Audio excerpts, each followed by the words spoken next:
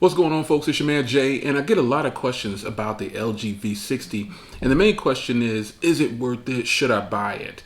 Well, first things first, you're gonna have to determine whether something is worth it after you buy it. So I can't tell you for sure that you're gonna say this phone is worth it, but what I can do is give you my experience with it and tell you how much I like it and a few things I don't like. Now, I've made several videos about this phone, but I don't think I've ever just went straight in and said, yes, I'm telling you to buy this phone. I can only give you my opinion, but if you just need some more reinforcement, if you just need a little bit more help in making a decision, that is probably one of the main reasons people watch YouTube videos. They want someone else's opinion on something that they might be considering to purchase. So the first thing I'm going to tell you is, yes, you probably should pick this phone up if you want some of the best battery life you will get on any of today's quote-unquote flagships. This phone has superior battery to any other phone that I've used in the last 6 months. And that's saying a lot, because how many phones do I have where I can average 10.5 to 11 hours of screen on time and a 24-hour to 48-hour rotation on a cycle? And that's leaning definitely closer to 2 days. I'm getting like 40 to 44 hours, almost 48 hours on every charge. I'm super close, man. And I know some of you guys are actually getting, I think Grant is getting like 3 days almost with 9 hours or so of screen on time. That's incredible. And if you don't know the history of Grant S., he's another YouTuber. He normally gets much different battery life than I get on devices. And this has been several years. When I used to be on Twitter a lot, we would go back and forth and discuss, man, how's your battery so much better than mine? And I would say, how's yours so much worse than mine? We're using the same phone. Well, battery life is something that is going to go into each user. Everybody's going to use the phones completely different, and everybody's going to have their own take on the apps that they use and how they have the screen set up. A whole bunch goes into getting good battery. And I think that if you're looking for a smartphone, battery should be like at the top of your list. It shouldn't be so much the speed, the processor. If the cameras also should be on your list, but I don't think it should be at the top of your list. At least for me, they're not so much at the top of the list. If a phone doesn't have like perfect, whatever perfect is, perfect cameras, if the battery is like this, I can deal with it. And that leads me to my next thing, cameras. So these cameras are actually really solid. I mean, straight up great cameras. They perform well in several situations. Are they perfect? For me as a user who loves cameras, no, they're not. They have beat up on they beat up on a few phones. It did better than some phones in some areas. But nonetheless, you're going to have to determine whether or not these cameras are great. But I think they're fantastic for what it is, because that is something that should be on your list. The best battery life, And if cameras is on your list, put it somewhere between 2 and 3, because it doesn't do any good to have these perfect cameras and then your phone dies more than you're on the charger all the time. That doesn't make any sense. So I say to you this: battery life for me is at the top of my list, and cameras is not at the top of my list, but it's in the list. You make your own list. And I would love to see your list and prioritize in the comments on what you think is the most important in a phone. Now, cameras on here, fantastic. Takes great photos. Video is great. It just gets the job done. You can definitely, a lot of people, I want to speak to something about the cameras for the people who harp on pro mode and manual mode. Listen, consumers is who I like to talk to when I do these videos. The techies, y'all like my homeboys. We hang out every week. That's who you are. But for consumers, we need to be a little bit more realistic. Consumers don't use manual mode. They don't use pro mode. They turn the camera on and they hit the button to take a photo, and boom, they want the good quality. That's why I don't push manual mode and pro mode, even though I know how to use it and you as techies might know how to use it. I still wouldn't force that upon the consumer, because some consumers, they just want their stuff to work. Side note, that's why they keep buying Apple products, because that's Apple's slogan from a long time ago. You know, it just works. In reality, all of these phones just work. You just have to take the time to get the right phone for you. So yeah, battery life, camera, all good, man. All good on here. Another thing that's on my list is the build quality of the device. If you're asking me, Jay, is it worth the build quality? Yes, it's totally worth the build quality. You get this huge 6.8-inch display, 1080p OLED. It's OLED goodness, folks. No hype beast here, no hype man here. This is a fantastic display.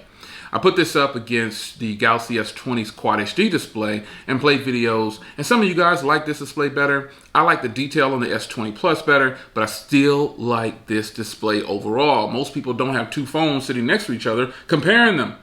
No, that's what we're for. So if you ask me, is this display worth it in the end? Yes, it is. Build quality is something else that I think is just flat out fantastic on here. Question, did you get the classy white or did you get the classy blue? Shout out to the white crew. I think the white is so sexy. Sexy in the form of not any kind of sexual derogatory way. It's just a sleek, elegant looking phone. We all want something good to look at every now and then, and this does it for me. This is just beautiful. I like the metal sides on here.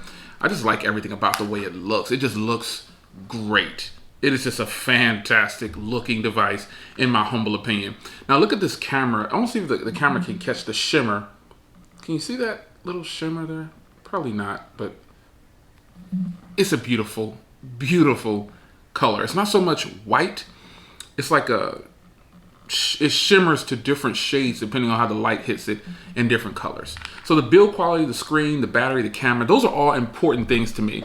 You get extra stuff like headphone jack, stereo speakers, you get an in-screen fingerprint reader, you get the quad DAC. Those are things that the consumer probably won't focus on too much, but it's there for them. And most important part of this phone is how people shop first, because you can't shop for a phone and test the battery. You have to shop for a phone and look at the price. And that is where this phone beats out nearly every other, quote unquote, nearly every other flagship with the same specs, hands down. This phone gets the seal of approval from your man Jay. This is an awesome, awesome, awesome, awesome price. I think it sounded like my man Floss says a major, major, major go. Well, Floss is right if he said this was a major go, because this phone is a major go. This thing is, the price is ridiculously well priced this year, finally. Like if this phone were to drop to $599 in 6 months, I wouldn't care. Because $799 is already a low price for what this phone is offering. Now there's people out there that are gonna jump in the comment section and says, oh, it doesn't have a Quad HD display. And it doesn't need a Quad HD display. Those are personal things that people want in a phone, and I definitely respect that. I respect the people who feel like they have to have a Quad HD display for the price. But there's also people out there that'll say, well, Jay, you know, nobody complains about the iPhone. Their phones cost the same. The iPhone costs the same as that, and you're getting a whole bunch less. You're not even getting a 1080p display. You'd be right.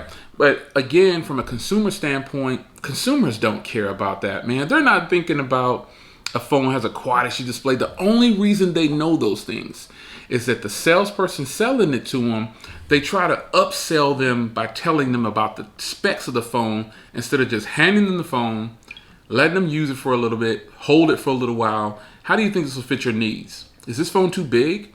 Is it too small? Do you like the quality of the display? Why don't you open up the thing and send a text message? Get on the internet real fast. Instead of telling them it has a Quad HD display, that's the highest pixel count, blah, blah, blah. That's the worst way to sell a phone, you know, because if you don't know what churn is, for all you business owners like myself, you know what churn is. You don't want a big churn. You don't. So you want to sell people things that they're actually going to use. And this phone right here, folks, can easily be sold to anyone who likes Android phones. And another plus to this phone is, let me ask you a question. You got $100? Because if you do, you get a case and another display. You cannot beat that value. $899 for the case, the second screen with this phone, killer deal, folks. No deny, you cannot sleep on this. I'm not making this video to compare it to other phones that I have for what they can't do, or that they don't have a second screen, or blah, blah, blah, or they have something, this phone. I'm not making it for that reason. I'm making this video for all those people out there that are regular consumers, and then also those techies out there that ask every now and then, man, I'm really thinking about getting that. That's what I'm making the video for. I have a lot of regular consumers that watch me, and I want to make sure they're getting taken care of. I don't want to keep introducing phones like my Z Flip. I think it's in the room. My Z Flip is $1,400. I don't want to only recommend phones like that. I want to recommend phones to you that you can actually get some longevity out of and some use without feeling too bad about it hitting your pocket, son. That's what I want to do. So on that note, man, should you buy the LG V60? Depending on who you are, you should. You should buy it, because I think you're going to be more than impressed if you set your expectations. You don't need low expectations for this phone. You can set your expectations way up there, and I can guarantee you this phone will meet and exceed your expectations in a lot of areas. So, if LG wants to cut me a check, I surely would appreciate it, because I'm trying to help you market this phone. I guess this is free marketing for them, all these reviews that we do. But nonetheless, LG, you'll probably never see this part of the video, unless I want you guys to flood LG on Twitter. Flood LG on Twitter and everywhere, all your social media with this video. I'd greatly appreciate it. Now, on a serious note, this phone is awesome. And from where I sit, and everybody who has this phone, they're going to tell you that's one of my daily drivers, or this is my daily driver. And they're going to tell you how happy they are to be using this phone right now in 2020. This is one of my daily drivers. I have two daily drivers, like they're physically on me all the time. One is my Z Flip, and this is the other one. And I am so happy that I got this phone. So it's your man Jay. Do you think the LG V60 is worth the money? I think it is. I say it is. I say that they reasonably priced this phone based on today's market, and they gave you even more than the competition. Will it be underrated again this year, or will the media give it the respect it deserves?